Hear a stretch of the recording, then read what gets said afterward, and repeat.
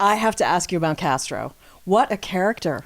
What a character. First of all, when you ask for an interview back in the day with Fidel Castro, and I first met him during the crisis over Elian Gonzalez, the child, then 6 years old, who had been swept ashore and was then the subject of a horrible international immigration child custody dispute. And I went down to cover the protests against the United States and kept agitating for an interview with Fidel Castro, and you don't know you're going to get it. So you wait, and then in the middle of the night, a call comes. Midnight, 1 a.m, can you come to the presidential palace? So it got to the point where my bureau chief and I, Mary Murray, were lying down, fully clothed and ready to go anytime they might call, and finally they did.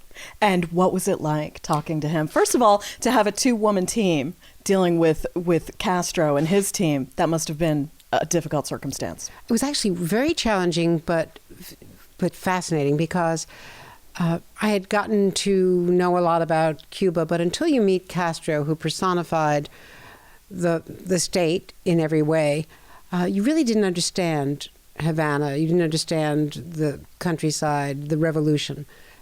So he then was very vigorous and intellectually engaging and challenging, and we argued, and we had a series of meetings until we finally agreed on an interview. And at first, he wanted to show off his medical school, the Medical School of Latin America. So we went and did a tour of that on camera, and that evolved into a sit-down interview.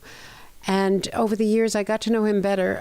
What was most interesting is that he read everything. He was on the internet all night. And he would call cabinet meetings at 11 and 12 o'clock at night. I sat in on one.